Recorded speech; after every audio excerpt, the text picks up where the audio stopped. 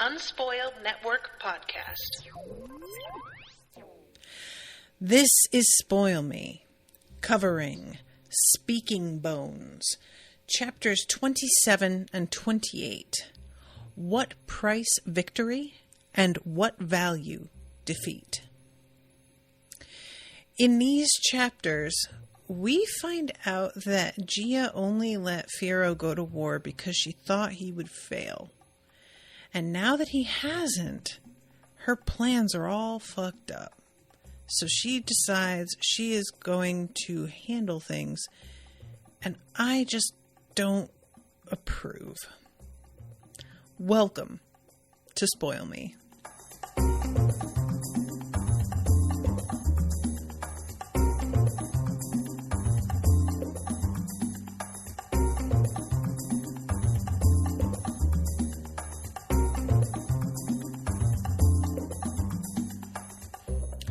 Welcome to the show, everyone. I am Natasha. Thank you very much to Kyle for commissioning this episode. So this section is so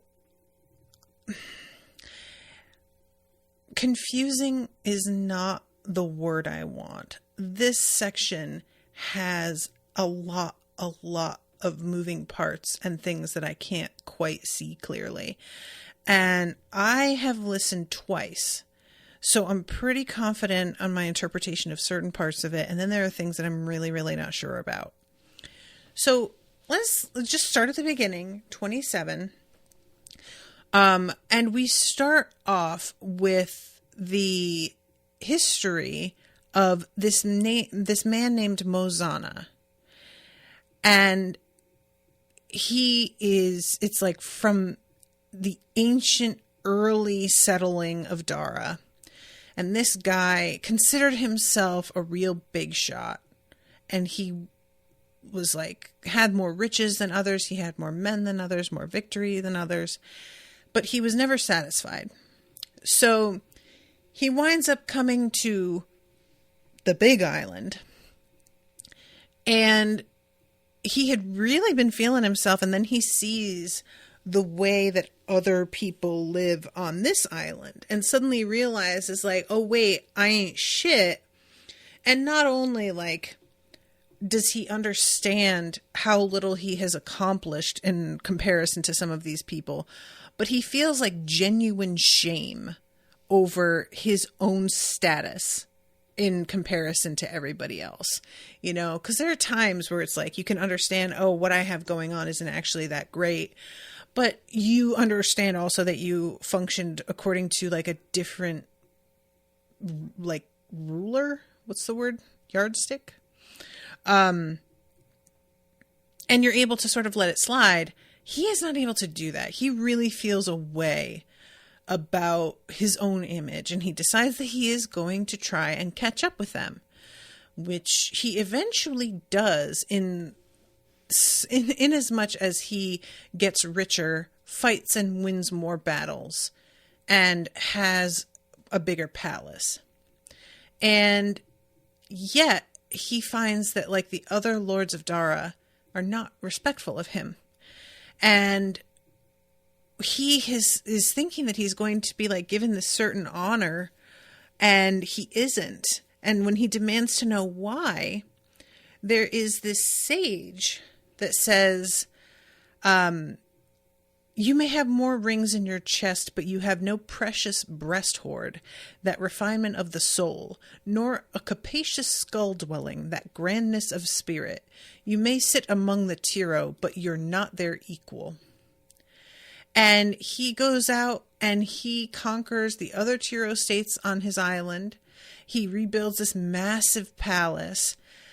They spoke of breast hoards and skull dwellings, but in the end, the only hoards that counted were piles of gold and jade to buy the loyalty of the warband, and the only dwelling that mattered were grand palaces that made visitors look up in awe and rattle their knees in fear.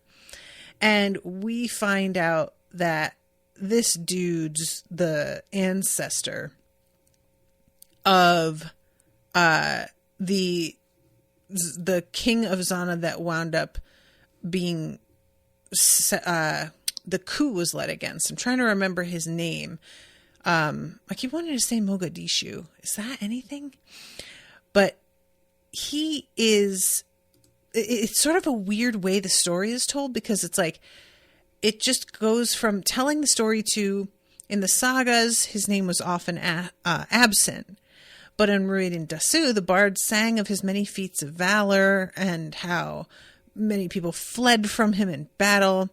And they spoke of how the Tiro kings of the core islands had denied him his due.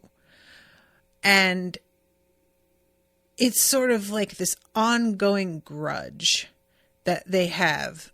It's generally that he did everything that was asked of him, and they still wouldn't reward him the way he deserved.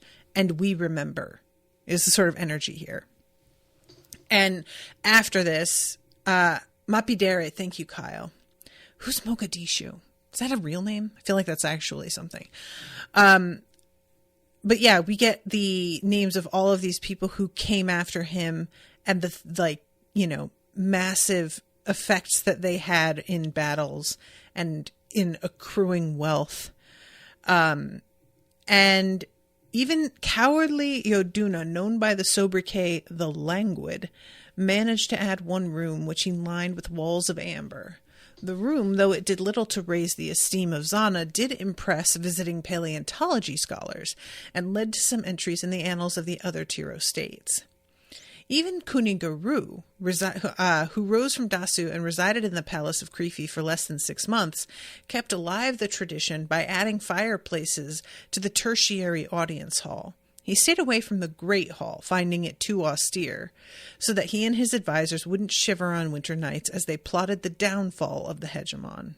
The point was, the palace of Krifi always grew more. So then we go to the POV of a falcon. And he is having some difficulty finding meals lately. He is quite old and not really feeling up to, stealing fish from the marketplace. And as it turns out, there isn't a marketplace anyway. So that wouldn't matter. And the city he had lived in since he was a hatchling was unrecognizable. Here and there, white tents like patches of mushrooms sat among the ruins. The falcon remembered seeing crowds of people demolish the buildings and cart the debris away, to be tossed into wetlands that had once embraced the city. The wetlands were gone, as were the fish, frogs, toads, scholars' geese, and migratory cranes. And so we're just getting a look at, it's not just the people that the Liuku are absolutely destroying. It is also the ecosystem. And, we knew that they were basically ruining the farmland in as much as, the need for tribute from Dara went up, and it's continuing to go up. So I was aware of that, but I didn't realize how many more effects were happening. Let's see. The falcon recalled observing the vigorous humans who once lived in these tents march away, though he didn't know that they had gone to the great stratovolcano in the southwestern corner of the island, where they whipped other humans to dig up earth and chisel stone from the mountain so that the rubble could be loaded into carts heading to the shore and dumped into the sea. The falcon didn't understand why any of these things were happening. He only knew that even the harbor was so fouled by the earth being discharged into it that there were no more fish. I just find this really depressing. And he turned to the east. He was headed for the killing fields, where he knew that every day some of the humans who lived in tents bashed in the skulls of some of the humans who used to live in houses. He didn't exactly enjoy the taste of carrion, but it was better than starving. And finding out that Krifi, after everything, all of the history to it, the palace is gone.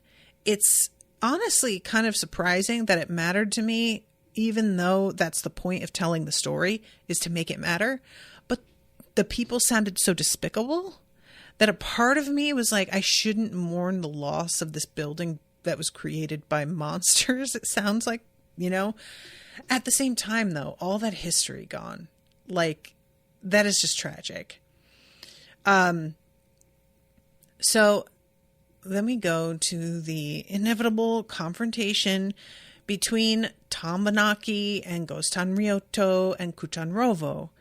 And as predicted, Kutanrovo is losing her fucking mind over the fact that Gostan wants to capitulate. She is blaming Gostan for their loss, and she really like goes in here in such a way that I was sort of wondering if we were going to see a coup against Tanvanaki here.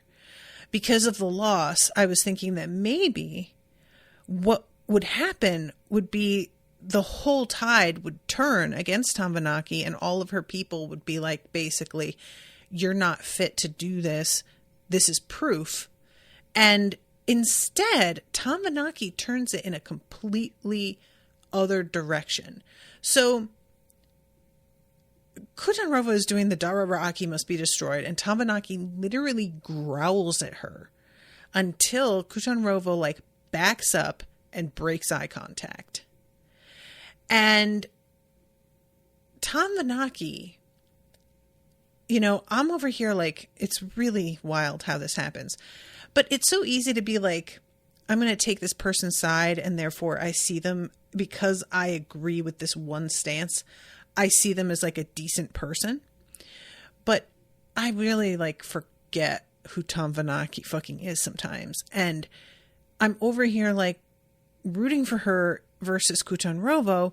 But then every time Timu chimes in, she like beats him and knocks him to the ground. And it's really, really upsetting. Like, I am really surprised that Timu doesn't just kill himself. I will be completely honest. It just feels like there is no point to his life at this point. And I don't think that's actually true. But if I were him, I feel like I'd be in that mindset, because nothing he says seems to matter. He is just forced to do whatever he is forced to do. Every time that he tries to speak in contradiction, even if she agrees with him, she hits him, you know? Anyway, the whole way this conversation goes, Gostan is trying to say that Emperor Monodetu can be trusted, and Kutanrovo is like, why? Give me a fucking break. He spared your life. He's playing you, dude. How can you not see it? And Gostan knows what she knows, but it's so instinctual that trying to convince another person of it is almost impossible.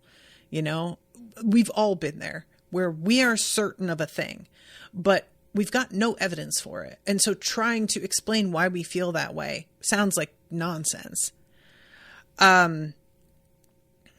And Tanvanaki breaks in here and just says, well, let's be real. Even if you do trust him, he's not the one that's in charge, really. It's Gia. And Gia is a real cold-hearted bitch. And she recalls, like, seeing the way that Gia has reacted to things. At the Battle of Zathan Gulf, she ordered her marshal to target her husband in order to win. And now, though Phyro has been full-grown for years, she refuses to let go of the reins of power. This is a woman consumed by ambition without an ounce of human feeling. And we know that that's not actually true. That is what Gia has been cultivating, is the appearance of being that kind of person. But it's interesting to me that she is so like hell-bent on keeping peace, and yet the people that she's like trying to keep peace with, or allegedly, we know that she's doing her own fucking thing. But even so, the people that she is trying to make these deals with see her in this way. I wonder if this is what, like, it's one thing for everybody else to think she's cold-blooded, but for the people that she's trying to sort of negotiate with, does that interfere with her plans, them seeing her this way? I don't know what she would think of this. Maybe this is exactly what she wants. So then we have, of course, Kutan Rovo starting to say that the reason that they lost is because Gostan Ryoto put Dara people's slaves on the backs of the Garinafin and completely flew in the face of all of their traditions. And Gostan is trying to say we would have lost even sooner if I hadn't done that. And she's like trying to basically be like, because you betrayed the Liuku spirit, that's at the basis of our defeat. How can you not see that? But it's interesting because she's saying this while also having been saying that the gods have abandoned us. So it's almost like she's saying, like, you should have been trying harder to prove to the gods. But I thought the whole thing was that the gods aren't like a factor right now. Or maybe it's supposed to be that they are, and you simply can't depend on them for help. Maybe that's what it is. But she, of course, Gostan is just like so disgusted and so sick of this. I mean, all that Kutan Rovo is doing, which Tambanaki shortly calls her out on, all she's doing is saying that everything that Gostan has chosen to do is wrong. But she does not have good, solid suggestions of her own. So this is when Tambanaki chimes in, what exactly do you propose we do? And Kutan Rovo at this moment is looking around for backup and realizing that a lot of the people that she used to rely on are older and have died or are not able to be here. Like, there's just a lot that's caused her to sort of lose material backing during these meetings. But she really still thinks she's in the right. When we're inside her head, there have been some times where I have felt like she isn't sincere. And in this moment, I think that she really means what she's saying and truly believes it. She says, let's see, here it is. We still have thousands of native troops, obedient shells without their own will. And Tambanaki is like, if we had been able to balance the way you handled things, then maybe that would have worked. But the thing is, you have completely decimated everything that they cared about, and they have obeyed, and you have still punished them the same way. So you've made them believe that whether they obey or not, they're still getting nothing out of it. And Kutan Rovo says they should have no hope. That's the point. No, you left them with no hope from us. What do you think will happen if you bring them to the battlefield and they see the hope represented by the invading army of Dara? And as for the imperial troops who had betrayed the Dandelion throne and surrendered to us, why do you think Phyro has released the native auxiliaries along with our Liuku warriors from Crescent Island? He's sending a message that he's willing to grant them mercy. And Kutan Rovo is like, well, we take away their hope then. And she does the whole, like, augment our strength with an army of slaves, blah, blah, blah. His army will pay a heavy price. What if 10 slaves die for every invader? They'll only be killing their own. We'll never yield. We'll fight in the beaches, the forests, the fields. And finally, again, Tambanaki interrupts and is like, how do we do that? How will you hold half the population prisoner and make the other half fight? I know that you've never been great at figuring these things out, but even you aren't stupid enough to be blind to how impossible this is. The whole time that you have managed to keep them under control, it's because we at least kept them alive and fed them. We are now reaching a point where we don't even have any food. The harvest is coming. We've got nothing to harvest. And once they realize that they could either die from starvation or rise up against us, it's going to be a no-brainer. And Kutan Rovo says, I've been working on solving that. I've increased the grazing land. Oh, yes, you've certainly done that. You've raised cities and towns and declared them pastures. You're driving native slave gangs to dig earth from the mountains to fill in the sea to create more land, which that's what she was doing, which is nuts. And she doesn't know she's poisoning the water. But what do you have to show for these efforts? only the most stubborn of grasses that cut the lips of the cattle, and our herds are thinner than ever. And everybody is sort of standing there like, wow, because Tamanaki has never talked this much shit to Kutanrovo's face before. She is clearly feeling very heated. And Tamanaki calms down and is like, I should have fucking pushed back sooner. I had my reasons for not doing it, but I fucked up. And now I have ruined my father's legacy. I am disgusted. And Kutanrovo is like, we can't be like them and dig our food out of the mud. And Tamanaki is like, there's not enough to go around. What do you think? You're talking about liberating the land. The land's about to be liberated of us as we starve to death. And there is a moment where Kutanrovo says that if we must, we can eat the slaves. And this is when Nodami chimes in and like distracts them.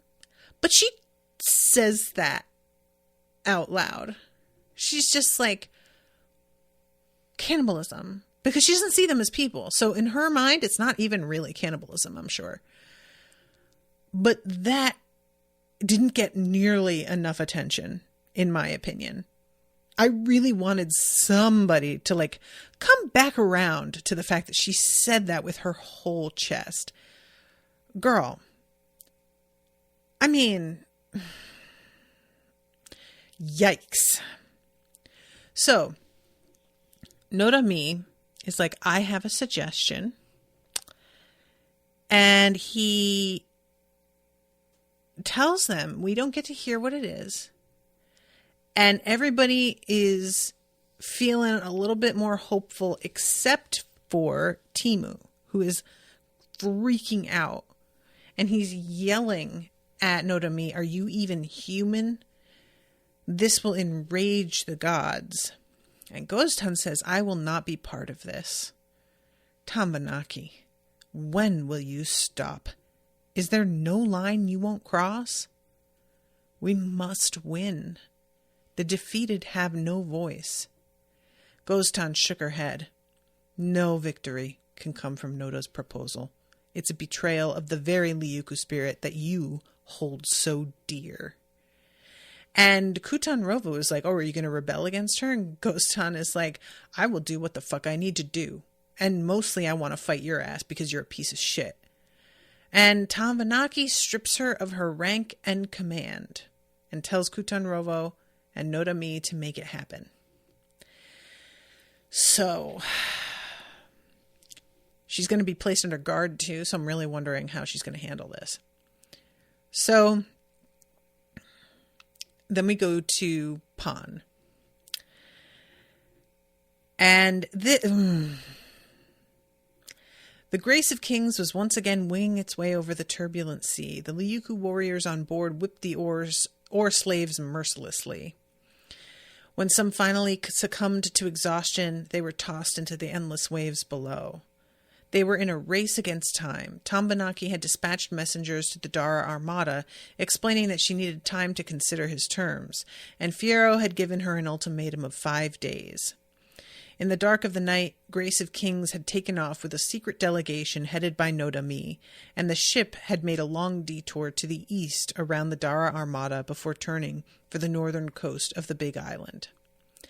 On the morning of the second day, after half of the galley slaves had died in the mad dash across the ocean, Grace of Kings was intercepted by several Imperial airships. The Liuku ship displayed the white flag of truce and was escorted to Pan. So, we go to Nodami coming in to speak to Gia in the courtroom, like in front of everybody. And we're mostly in Zomi's POV here. And Zomi is really like wanting to take this man's heart from his chest with her bare hands and eat it. It is a really difficult thing for her to watch him speak and remember the way her mother died and the way this man was like behind so many things and not speak up. And there's a little bit of like wordplay back and forth with him sort of like not calling Gia Renga and her not calling Tavanaki by her title. And Zomi chimes in and starts to call him a liar at one point, and Gia tells her to shut the fuck up. And then she says, to negotiate requires that you have something to offer. My armada has destroyed your defenses. At this moment, liberating Rui and Dasu is as easy for me as plucking a ripe peach dangling before my nose. You have nothing to offer. And Norami is like, well, Emperor Monadetu is indeed valiant and cunning.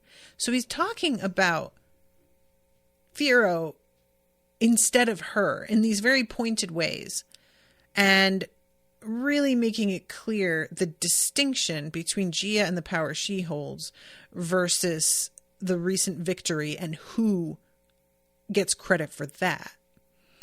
And this is when he shifts into Geupa from Miparari, as though he were an intimate friend of the Empress.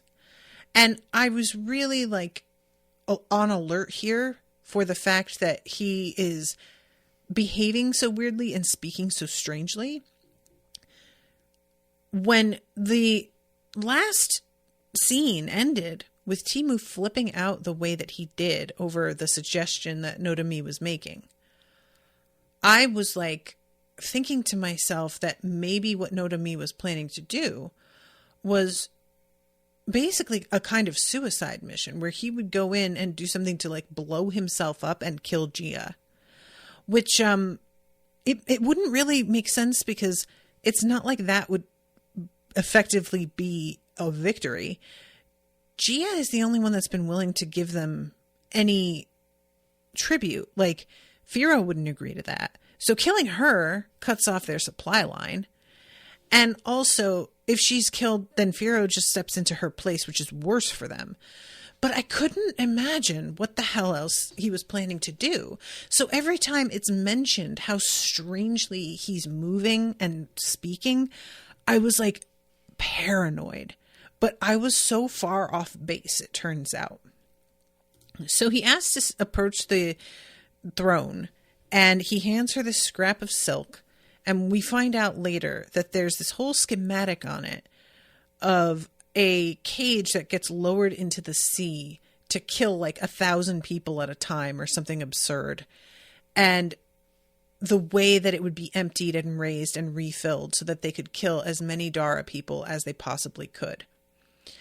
And I am sort of like, you know what? I'm going to wait and get to that because we don't even find out about that until a little bit later. But at this point, she looks at it and she tells him, like, this is just an idle threat and it doesn't have anything behind it. And then we have this, this bit from in his point of view. He had never thought the threat on the silk cloth would work. His third path had only been devised to assuage Tamvanaki's panic and to please Kuton-Rovo's single-minded devotion to the Liyuku spirit. He couldn't have survived in Krifi for so long without being able to come up with tricks that pleased his masters. Sure, the barbarians were powerful and cruel, but sometimes they weren't cruel enough to come up with the best ideas. Norami had tried his best to devise the most efficient and ingenious design to carry out Kuton-Rovo's deepest desires. His ostensible plot had won the backing of both the mad hardliner Thane and the Peikyu, convinced them enough to allow him to be the ambassador. But no, deep down he didn't believe such a threat would deter the Empress of Dara. Why would cold-blooded Gia be moved by the fate of the peasants of Ukyuta-Asa? I certainly wouldn't. To her, they must be as insignificant as weeds. No, he'd always had a fourth path in mind. He had convened in secret how to persuade the Empress. They could see that Gia shared with them the same nature of ambition and desire for more. Wira, being far more steeped in the Anno classics, had helped him perfect his approach. Almost wistfully, he lamented that the Liuku were too stupid to ever truly appreciate the value he and Wirapin brought to their cause.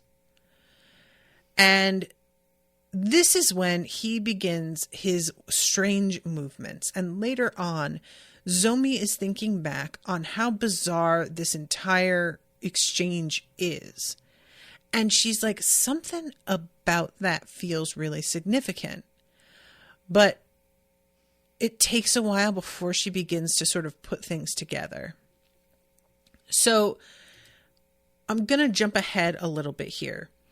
But there's a moment where Kogo Yelu and Gia exchange a look. And it's pretty clear Kogo has cottoned on to whatever it is he's saying here.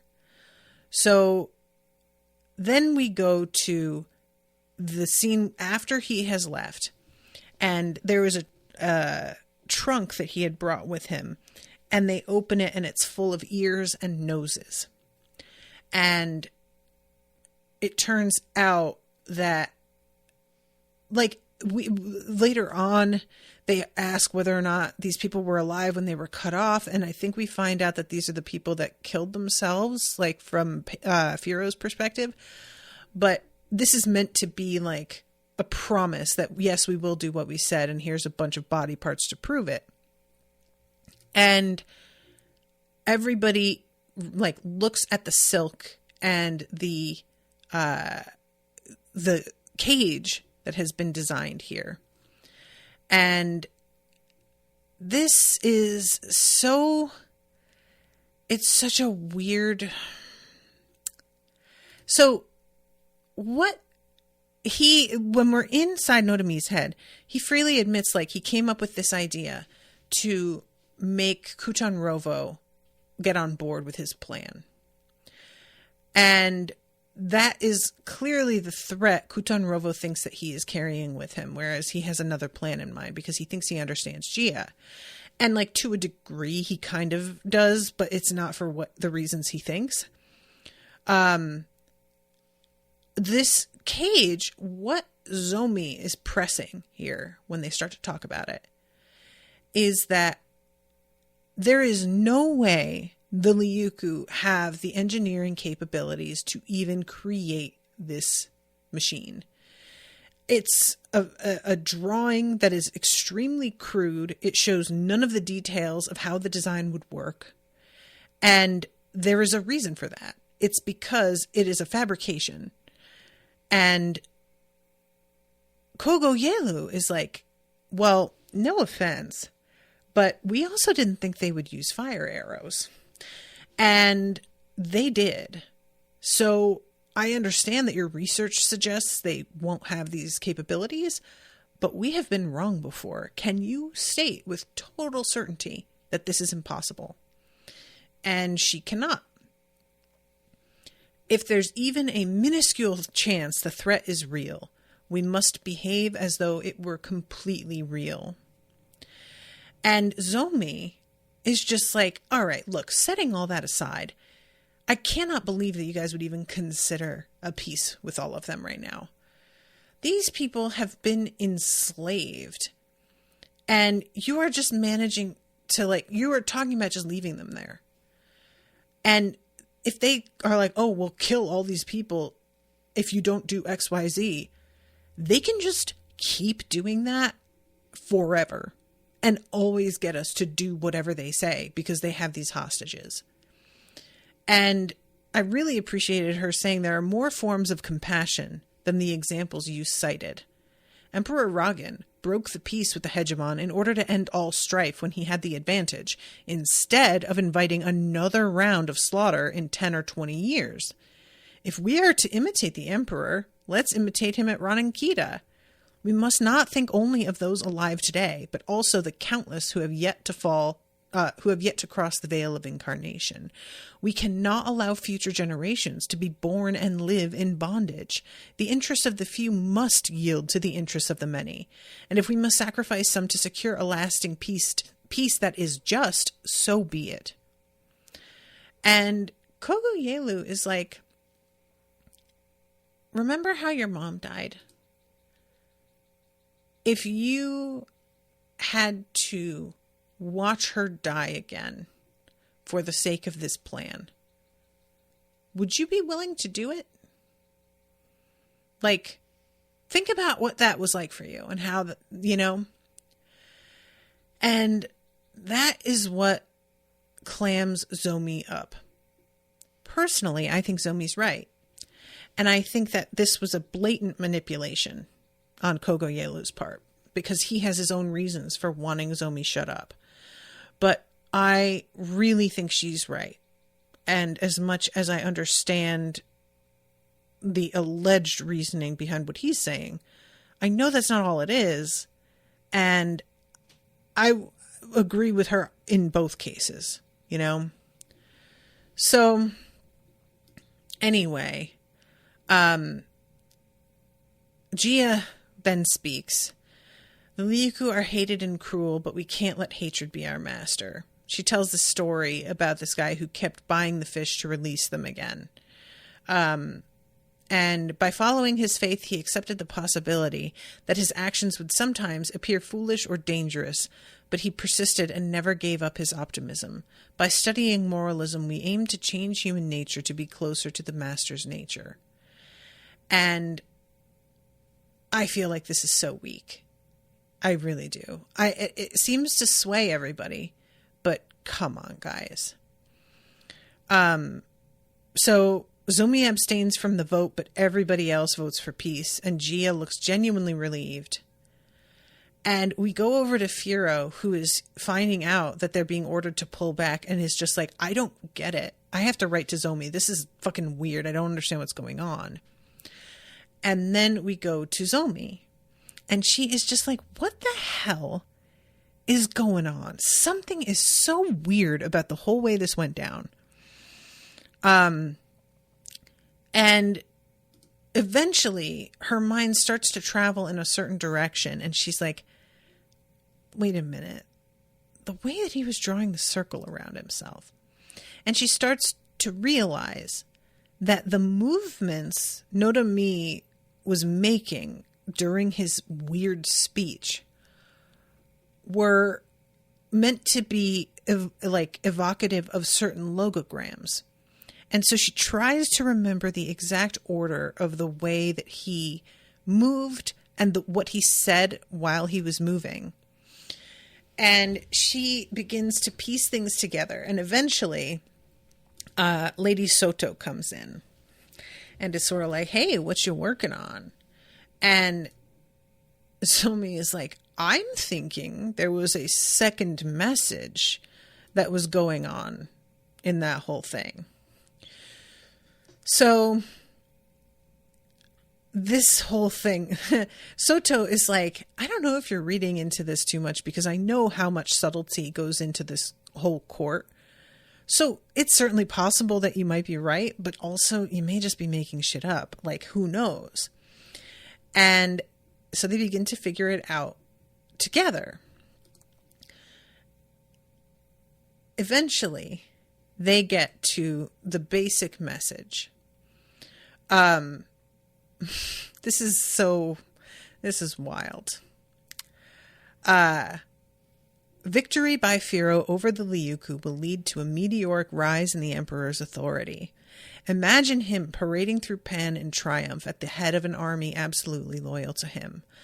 By then, you, Empress Gia, regent of Dara, will have no choice but to abdicate, and you can look forward to becoming Phyro's prisoner as he exacts revenge for all the years you kept him from the throne that is rightfully his. And then they begin to put that in context with the way that he is like inviting her to sit inside a prison, or emphasizing that the victory and the armada belong to Phyro, or hinting at the end the Empress was still in charge, but perhaps not for much longer.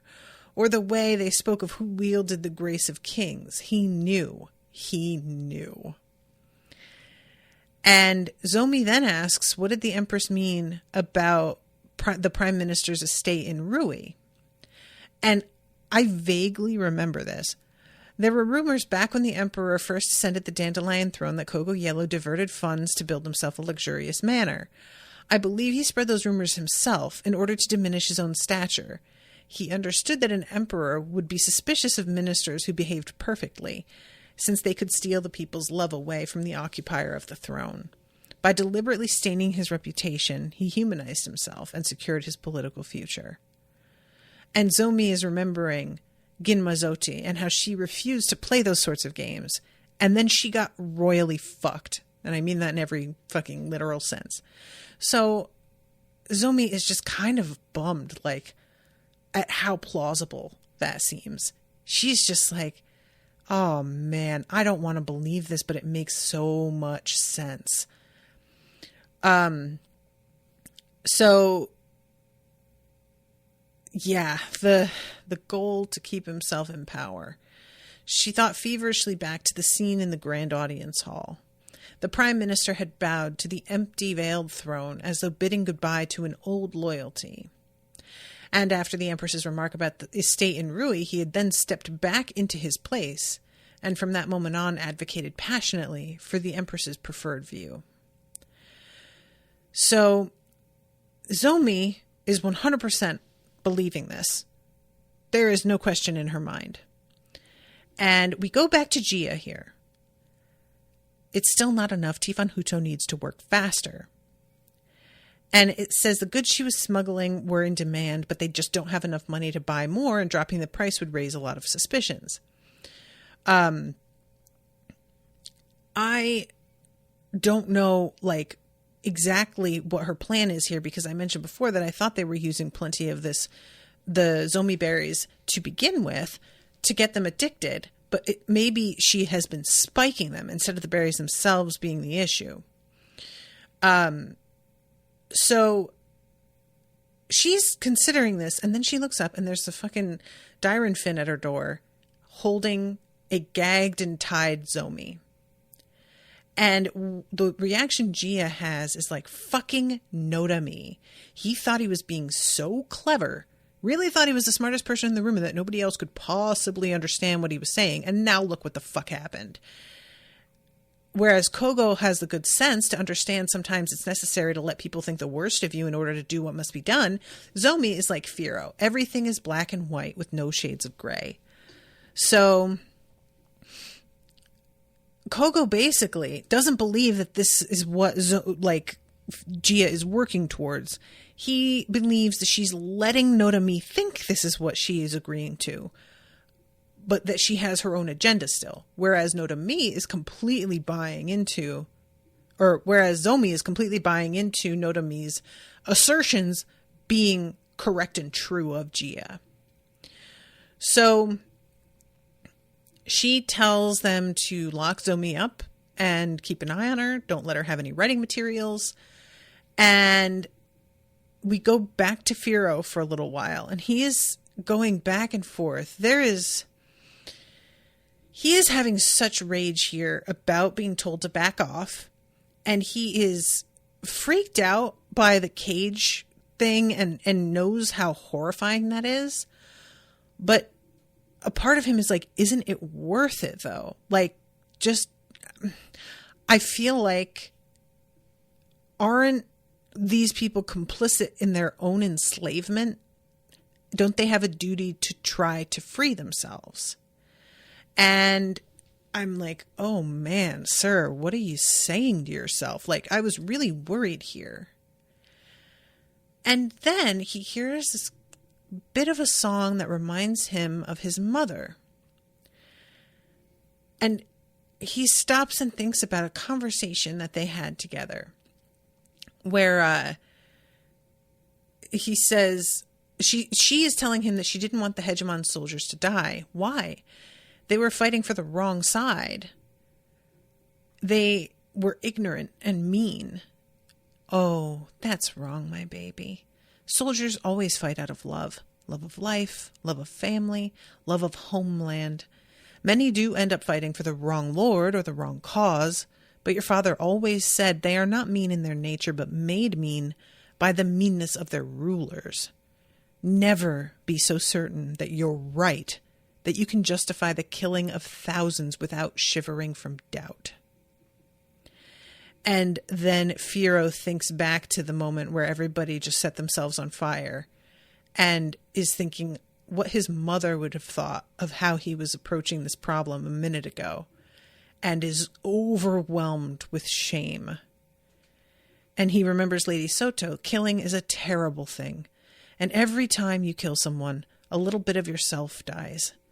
In our histories, we call those who kill thousands, hundreds of thousands, even millions, great.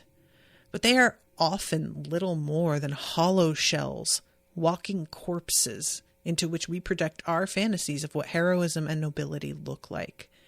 Which, damn, Soto, okay. I don't remember that speech, if we got to see that speech firsthand or not, but all right, shit. And he starts thinking about Gia in a new light and is like, wait, did she understand this? Is this what I've been failing to get and she's been so frustrated with me about? And he starts crying because he feels so conflicted and confused, which, frankly, I think a good commander should feel this way. If you are a decent person fighting for a decent cause and you have any empathy, you should be torn apart by what you have to do. And it's not it sucks for you, but that's your job, is to shoulder that. So then we go to Gia, and she is in the middle of a nightmare, and it is Risana visiting her. And Risana is asking whether Zomi's suspicions are correct. And even in her dream, Gia won't answer her. And she admits that she never expected Phyro to win. She thought that he would be defeated and grow wiser from it. And she was like, I purposely gave him no resources. And he still managed to pull this out. Which, honestly, I don't understand, because she says he crafted a victory out of thin air, the worst possible outcome for the people of Rui and Dasu. I don't understand how that's the worst outcome. I'm genuine. What is it that she thinks is going to happen?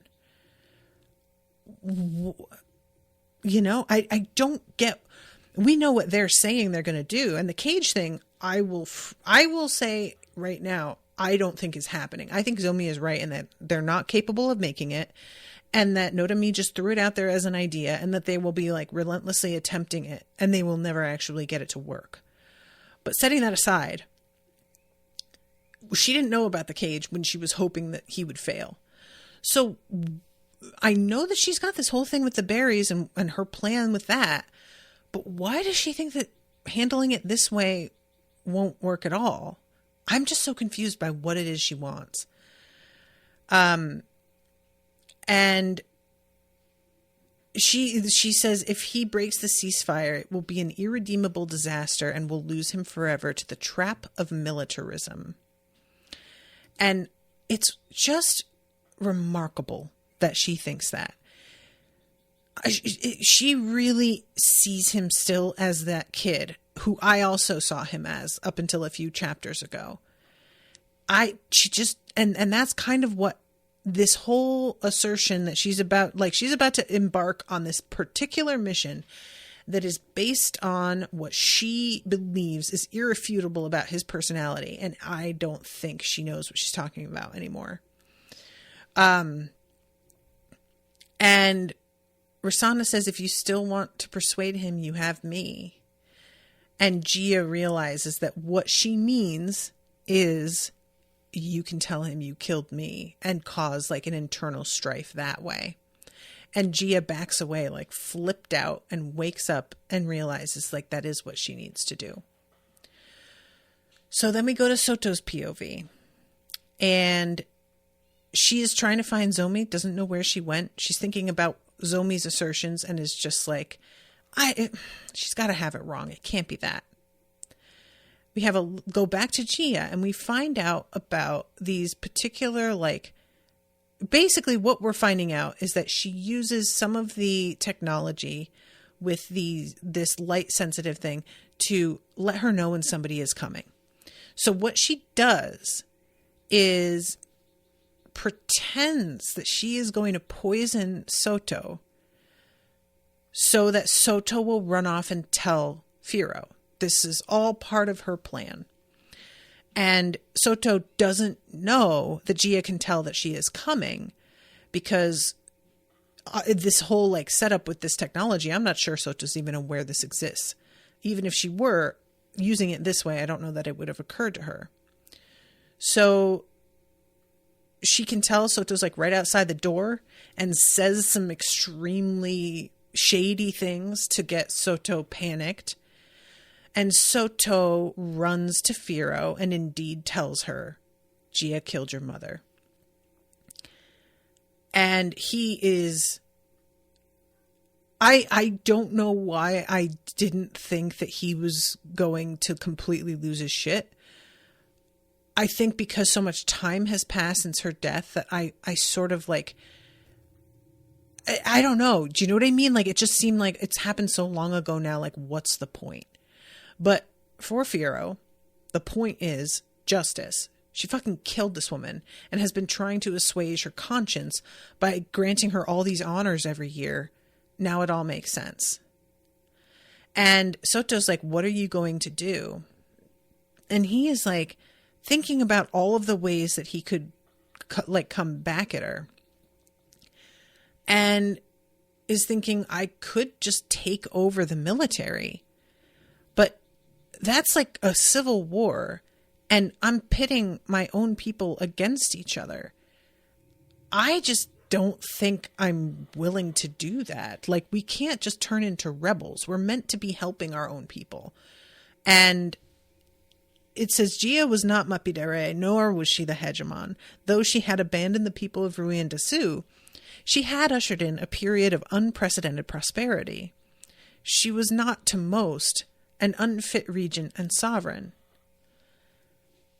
He could have a chance at conquering Dara, but that would be wrong. They had joined him to fulfill a mission of freedom. Risana was born a commoner, and she had always believed it was unjust for the lowborn to die for the ambitions of great lords. He was no longer Emperor Monodetu, no longer Prince Phyro, no longer the commander of the army of Dara. Even if he hadn't already decided to abandon the conquest, Soto's revelation changed everything. Gia had murdered his mother, and it was up to him as a man, as a son, as Hudotika, to avenge her. Nothing else mattered. So he's like, all right, I'm gonna head out. And she's like, what are you doing? He's like, I'm gonna kill a bitch. I'm gonna do it.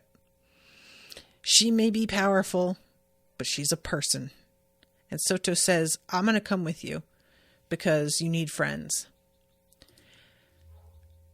And let's see.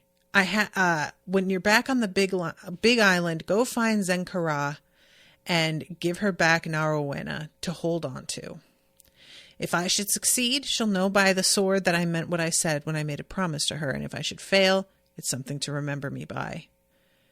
Accompanied by no one except Motakifi and Lady Soto, Phyro strode across the deck of the city ship and boarded a tiny messenger airship. The teardrop-shaped vessel soon faded into the pre-dawn darkness. So yeah, Gia really thinks that Phyro is going to start a civil war in response to this, and that that's necessary because he needs to be proven to be like inadequate and a traitor and emotional and whatever, because she still doesn't really understand him. I don't know how long it's been since she's seen him. I don't know, but it all comes down to the fact that she is so arrogant that she truly believes she knows exactly what everyone's going to do and what is best for them.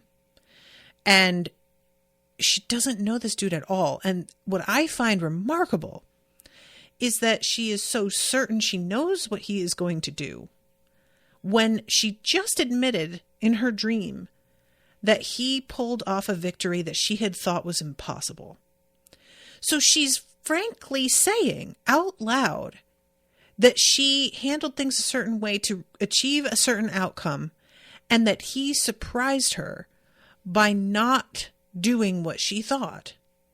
And yet she puts all of her eggs into this "I killed Rosanna" basket. I am assuming because she thinks he is going to start a civil war with her, and she can basically use it as proof that he is unfit.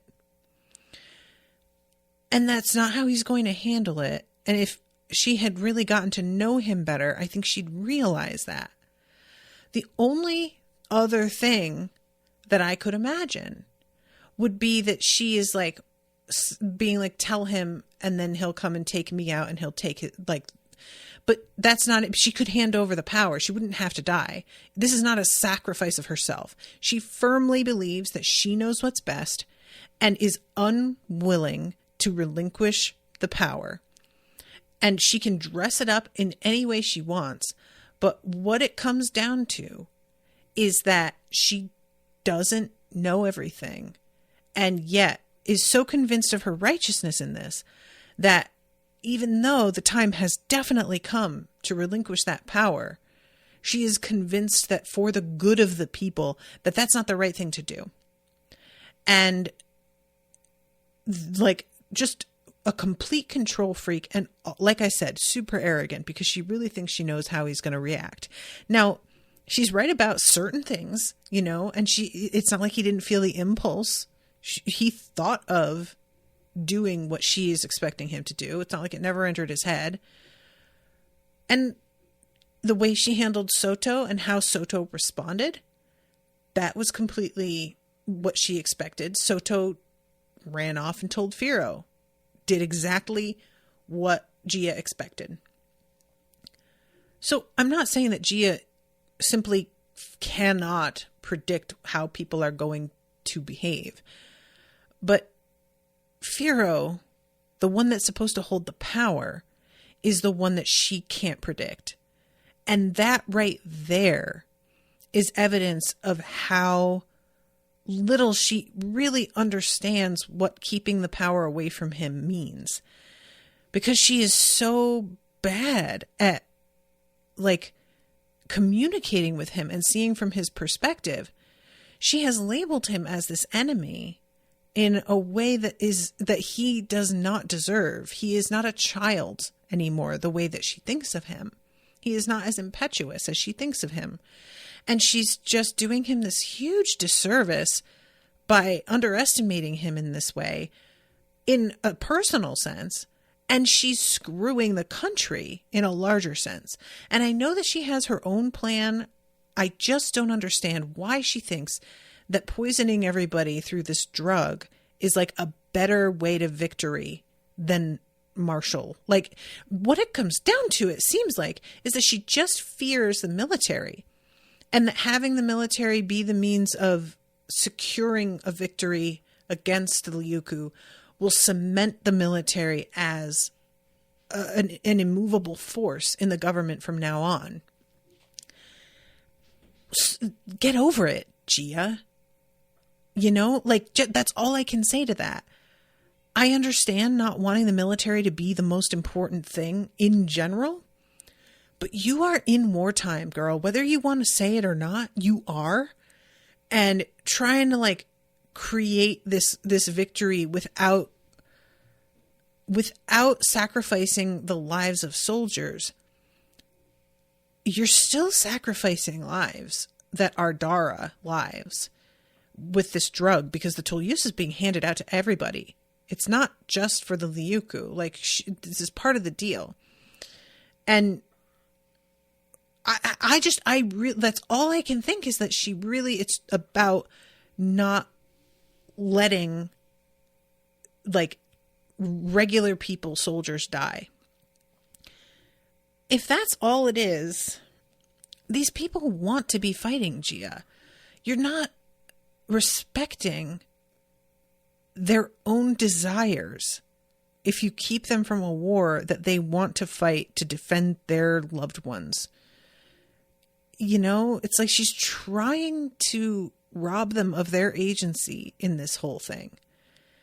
And there's just a certain, like, weird elitism about acting as if war is beneath you. And, you know, like, I just need her to fucking grow up. She acts like everything she does is this huge sacrifice on behalf of everybody. She's such a martyr. And you're allowing yourself to go through, but nobody else is allowed to put anything of theirs on the line unless you approve it. Grow up, Gia. Jesus Christ. Anyway, all right. I'm going to wrap this up, but I'm really interested to see what happens next. So we'll see. I'm just looking forward to seeing Gia be surprised because I don't think she knows what Phyro's going to do. So watch out, girl, because you're going to be surprised. All right. Until next time, folks. Toodaloo, motherfuckers.